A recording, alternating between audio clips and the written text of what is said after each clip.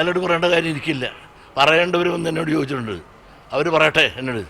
ആരിഫിനോട് പറയേണ്ട കാര്യം ഇരിക്കില്ലേ? ഇയാളെ നിർത്താൻ കൊള്ളുകയെന്ന് ഇവിടെ നിർത്തിയാൽ ജനങ്ങൾ പിൻപിലെ ഇല്ലെന്നും ജനങ്ങളുടെ പുറകിലില്ല എന്നും പാർട്ടി അംഗങ്ങൾ പോലും പുള്ളിക്ക് എതിരാണെന്നും പറഞ്ഞത് ഞാൻ തന്നെയാണ്. പാർട്ടിയിൽ ഉത്തരവാദിത്തപ്പെട്ടവർ എന്തൊക്കെ വന്ന് ചോദിച്ചപ്പോൾ നിർത്തരുതെന്ന് പറഞ്ഞത് ഞാൻ തന്നെയാണ്. നിങ്ങളോടല്ല തൻ്റെയായിട്ട് പറഞ്ഞത്, എന്നോട് പറഞ്ഞിട്ടില്ലെന്ന് പറയട്ടെ. അതിനാണെങ്കിൽ ഉത്തരവാദിത്തപ്പെട്ട അതും പാർട്ടിയുടെ സെക്രട്ടേറിയറ്റ് മെമ്പർമാരാണ് എനിക്ക് തോന്നുന്നത്. ആരിഫല്ല.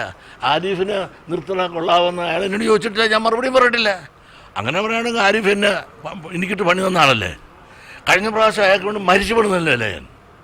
അയാൾ തോറ്റ ഞാൻ മുട്ടയടിക്കുമെന്ന് പറഞ്ഞാണല്ലേ. അത് കഴിഞ്ഞ് ജയിച്ചു കഴിഞ്ഞാൽ പിറ്റേ ദിവസം എന്താ പറഞ്ഞത്?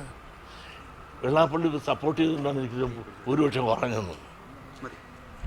മതിയെന്ന് കണ്ട, അത് പറഞ്ഞപ്പോൾ മതിയെന്ന് പറഞ്ഞു.